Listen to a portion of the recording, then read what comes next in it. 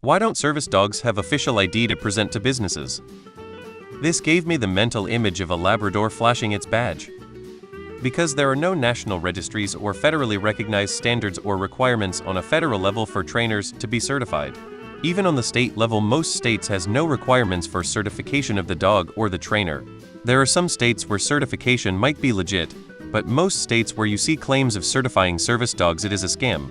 I believe New York is the only state that requires a certified trainer for public access. In order to get an ID, standards would need to be set, such as training, and then trainers would have to be cleared with the government, further increasing their cost. Some years ago my father took a puppy to get training and it cost him $4,000 for the training alone. Very few people with disabilities have that kind of money. I worked in a grocery store and have seen a lot of real and fake service dogs. If you see a real service dog, you can tell it a service dog. If you are unsure, ask the questions you can ask.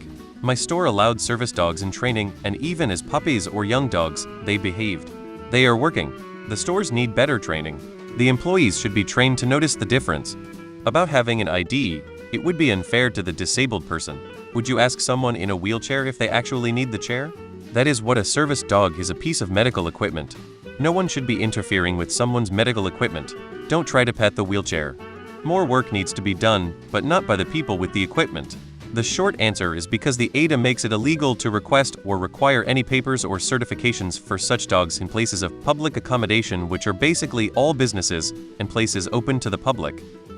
Because service animals are an accessibility tool, and nobody wants to create a situation where disabled people have to seek some kind of license in order to make the world more accessible to them. In some countries they do. In other countries you can't question someone's disability, so it depends where you live.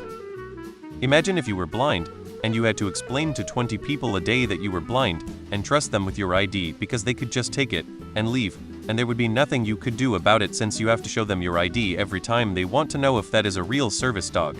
I would prefer that 10,000 people get to have their dog with them at Walmart than that happen to one person that actually needs a service dog. The rule is that you can ask one time what service the dog provides, and they can say basically anything, and you know what?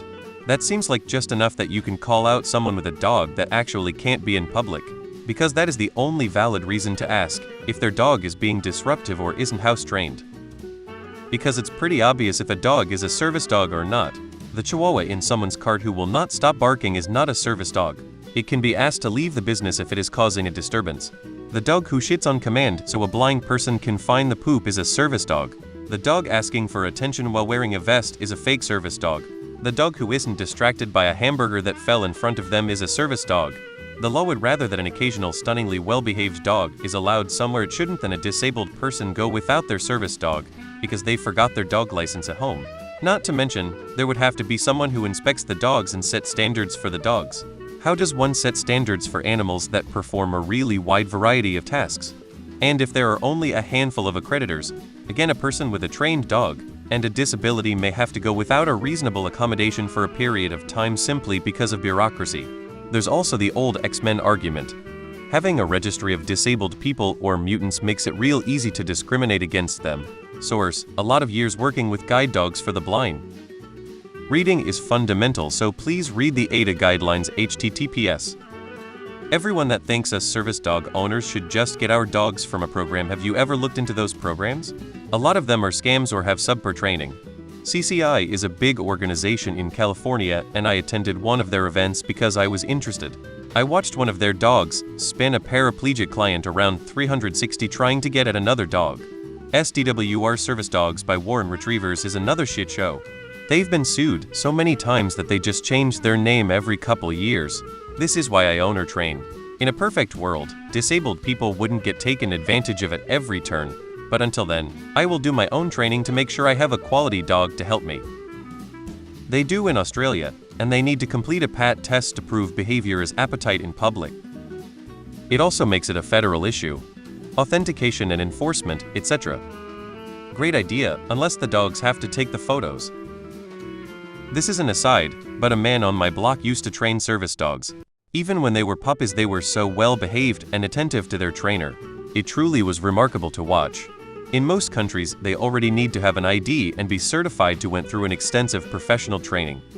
Because at least in the US, there isn't just one organization that provides and regulates service dogs. Unlike things like driver's licenses and official government ID, there isn't one body controlling all the service dogs, so it would be confusing.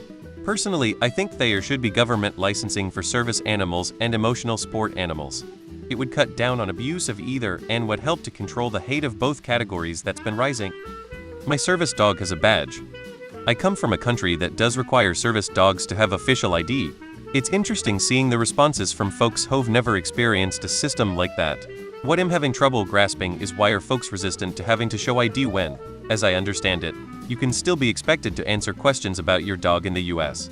Doesn't seem like you can simply avoid an interaction about verification. What makes answering questions any better? Several people here seem to suggest that it's easy to tell if a dog is trained, but I'm skeptical on that point. How would you know if you don't have experience with it? Is the public that well educated on the matter in the US?